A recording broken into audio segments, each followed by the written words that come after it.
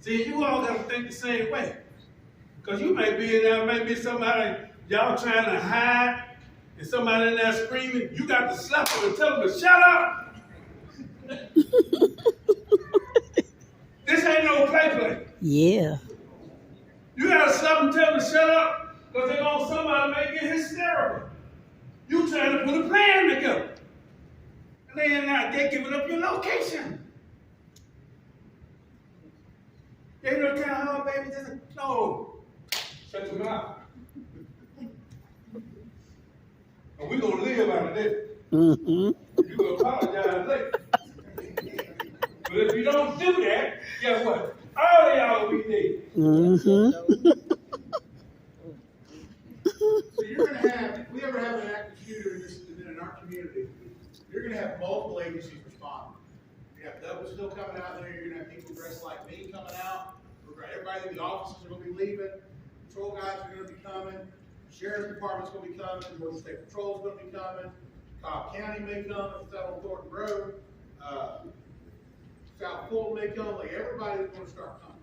Y'all remember a couple summers ago there was the shooting. The guys had the rifle, the high-powered rifle, and was shooting at officers down I-20, and then they ended up in 61 out in Carrollton. We sent 3 that night out there to help them. So other agencies are going to respond. So there's going to be all kinds of folks showing up. Some are going to be in tactical gear, like somebody come dressed like I am. Where everybody's coming. Some they have rifles, some have shotguns, some have handguns. But they're going to shout commands. They may push people out of their way to get them to safety. The big thing is though is wherever they come from, it's probably safe behind them, right? So if they come this way, you want to go that way. Because if the bad guy was back there, they're probably already encountered.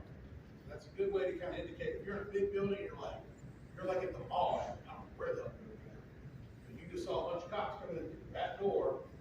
I'm going that way. They came through Bell. Oh, Bell's probably safe. I'm going back to the Bell. All right. So that's the way to think about getting up. Like we talked about, we're not going to stop and help we wanted until the threat's eliminated. Once we've eliminated the threat, then we start trying to help people. We don't want to allow this to keep going on, and then now we're dealing with more people. Now the problem's even bigger. One thing to keep in mind about law enforcement's response is unless we're just happening right down the road, even running lights and sirens, think about the traffic in Douglasville around Atlanta. We're 3 to 5 minutes away, minimum. That's even running lights and sirens and trying to get through town, right? So these things happen or usually over pretty quick. That's why it's important for citizens to understand what they can do to try to respond and lower the challenges and lower these things when we do happen. We want you to try to remain calm as possible. You also show up, follow their instructions. Don't have anything in your hands. Once again, we don't know who the threat is. We just, a lot of times we get vague descriptions. So if you got items in your hands, leave items out of your hands. Keep your hands spread wide, fingers wide, so you know you don't have anything. What we don't want, when I shoot a handgun, we teach our people to shoot like this, right? What happens when an officer comes running in and you're doing this? Filming the whole thing with your phone. And he's typed up as an active shooter. And he just sees a dark object in someone's hand, right? We hope they're trained better than that they don't make that mistake. But get everything out of your hands. Keep your hands visible at all times. Don't make any quick movements. Once again, we've got people, there's been shooting situations where folks lure the officer in.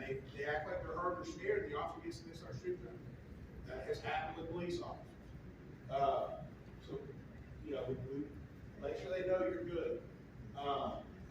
Avoid pointing, screaming, and yelling at the officers. Don't stop and ask them to go in directions when evacuating. Just proceed the direction that the officers can, right? They're there to eliminate that threat. So information to try to provide at 911, the number of shooters, if more than one, physical description, as much as you can give as possible, the number of type of weapons, the number of potential victims at the location.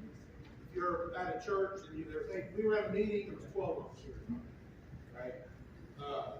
If you have any ideas, just try to give them that information.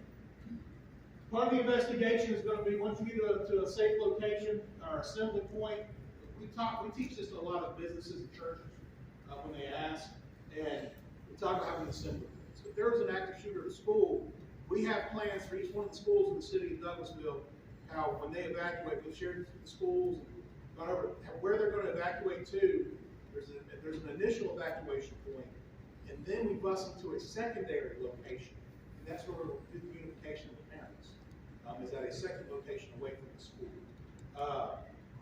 But if you have an assembly point that your business has, or your church is set up, we want you to wait there. Give us a chance to interview you, talk to you about what happened. Your statement can be different from somebody else's if you give us the lead, especially if the person was not found and they got away, right? So we want to make sure we have the opportunity to talk to everybody. Like I said, that way we can do our job to act on the back end and we catch these people if they're still out. Any questions on active shooter?